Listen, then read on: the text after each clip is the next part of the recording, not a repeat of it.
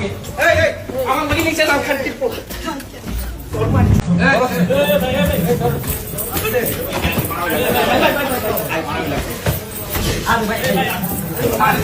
তুই নিচে নাম আমাকে আমার লাগি নিচে নাম খান্তির পোলা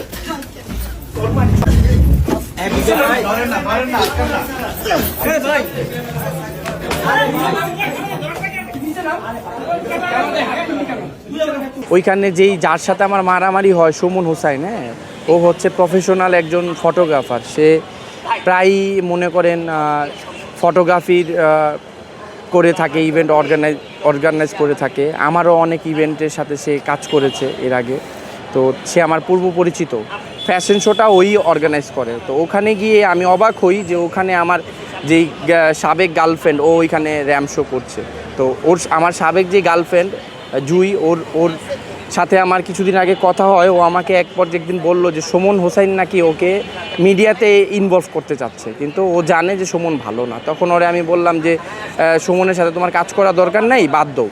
এক পর্যায়ে আমি সুমনকে ফোন দেই, ফোন ধরে না। আর হোয়াটসঅ্যাপে যখন আমি ওকে মেসেজ দিই, ও আমার মেসেজ সিন করে না। মেসেজে এরকম আমি লিখছি, সুমন ভাই আপনি আমার ভাই ব্রাদার, আপনি ফাহমিদ আফরিন জুই এই মেয়েটাকে আপনি আপনার শোতে নিয়েন না। তো এটা জানার পরেও সে ওইখানে ও শোতে ওকে নেওয়ার পরে আমি ওর সাথে কথা বলি যে আপনি ওরে কীভাবে নিলেন, আপনি তো আমার ভাই ব্রাদার, আপনার সাথে আমার দেখা হবে, সামনে কথা হবে। তো এই কথা বলে আমি যখন ওই আশেপাশে যারা আয়োজক ছিল ওদের সাথে কথা বলতেছিলাম, তখন সুমন আমাকে ফলো করতেছিল। ফলো করার পরে আমি সুমনের একটা ছবি তুলি আমার ফোনে। ছবি তুলে এই ছবিটা আমি এভাবে ছবি তোলার পরে ও আমার উপর আক্রমণাত্মক অবস্থায় আইসা আমার কলার ধরার পর আমি ওকে ধরি। মারামারির ভিডিওটা আপনাদের সবার কাছে আছে, আপনারা দেখছেন। ওইখানে জাস্ট মারামারিই হয়। তো প্রায় 1-1.5 ঘন্টা এই মারামারির ঘটনা ওইখানে আমিও থাকি, ও থাকে। পরে ও 999-এ কল দেয়, সুমন হোসাইন 999-এ কল দিয়ে পুলিশ আনায়। পুলিশ বিষয়টা জানার পরে আমরা থানায় যাই, সবাই থানায় যাই। যেয়ে ওখানে বিষয়টা মীমাংসার নামে ওসি সাহেব, রমনা থানার ওসি সাহেব রাহাত সাহেব, উনি একটা তামাশা ক্রিয়েট করে। সে আমাকে কথা বলতে দেয় না। সে আমাকে প্রথমে বলে এই শালার বেটা তোর বয়স এমন কেন, প্রথমে এই কথা বলে। পরে আমি ওনাকে বললাম যে ভাই এইভাবে কথা বলেন কেন, আমরা তো সমাধানের জন্য আসছি, বিষয়টার সমাধান করে দেন, আমরা চলে যাই। তো সে আমার কোনো কথাই শোনে না, ওই পক্ষের কথা শুনে ওই পক্ষের মানে আমার আর সুমনের হাতাহাতি হয়। সুমনকে আমি ঘুষি দিয়ে ওর নাকটা ফুলে যায়, আর আমার এইখানে ফ্র্যাকচার হয়, হাতে ফ্র্যাকচার হয়, পায়ে ফ্র্যাকচার, আমি পড়ে যাই, ফ্র্যাকচার হয়। বাট উনি আমার কোনো বিষয় শুনে না। ওনার ওই এসআই যে কামরুল আমাকে ওই স্কাই সিটি হোটেল থেকে নিয়ে আসে। ওই কামরুল আমাকে ওসির রুম থেকে টেনে হিচড়ে আমাকে হাজতে নিয়ে যায়। আমি হাজতে থাকা অবস্থায় আমি ফোন দেওয়ার চেষ্টা করি আমার বাসায়, বাট আমার ফোনটা ওরা সিজ করার পর আমাকে কারোর সাথে যোগাযোগ করতে দেয় না। এমনকি আমাকে 14-15 ঘন্টা কোনো পানি দেয় নাই, খাবার দেয় নাই, আমার সাথে কারো কথা বলতে দেয় নাই। সকাল পর্যন্ত আমি এই অবস্থায় থাকি। আমার মামলা যে বাদীর কোনো সাইনও নেয় না, আমি যতটুকু জানি, আমি বাদীকে দেখি নাই।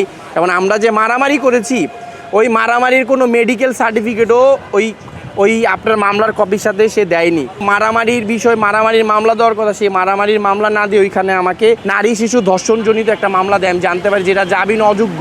তাছাড়া আমি আরেকটা বিষয় আপনাদেরকে জানায় রাখি, সে আমাকে গ্রেপ্তার দেখায়, ঠিক আছে, গ্রেপ্তার দেখানোর পর একটা আসামিকে সকাল 11টা থেকে 12টার মধ্যে জেল হাজতে পাঠাইতে হয়। সে আমাকে পিজন ভ্যানে আমাকে পাঠায় নেয়। পিজন ভ্যান ওইখান থেকে 2-3টা চলে যায়। সে আমাকে 3:30 পর্যন্ত থানায় অবরুদ্ধ করে রাখে। এবং আমাকে সে এক পর্যায়ে যখন আমি চিল্লাচিল্লি করে আমাকে যে সিএমএম কোড পাঠাচ্ছেন না কেন, তখন সে ওসি বের হয়ে একটা নাটক ক্রিয়েট করে। তার সব এসআইদের ডাকে, এই বেটা ওনাকে এখনও পাঠাস না কেন, এই এরে পাঠালাম না, এরে খাবার দাও নাই কেন, বিভিন্ন রকমের মানে অজুহাত ক্রিয়েট করে। পরে আমি ওনাকে বললাম যে আপনি তো আমাদের সকালে পাঠাবেন, আমার ওখানে উকিল ওয়েট করতেছে, আপনি আমাকে কেন সকালে পাঠাইলেন না, আপনি আমার এটার কারণ দেখান।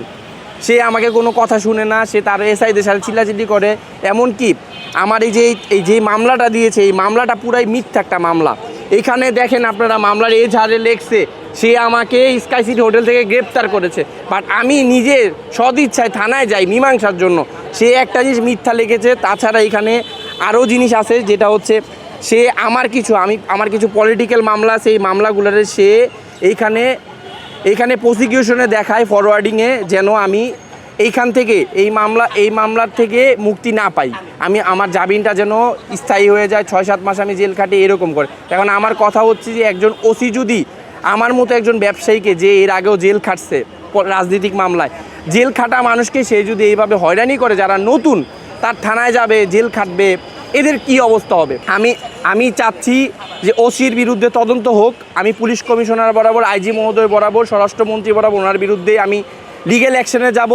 ওসির এই বিষয়টা সুস্থ তদন্ত হোক। সে মারামারির মামলাটাকে কেন নারী শিশুতে দিল, নারী শিশুতে দেওয়ার কারণটা কি, এটা আমি জানতে চাই। আমি এটার জন্য আপনাদেরকে আজকে ডাকছি।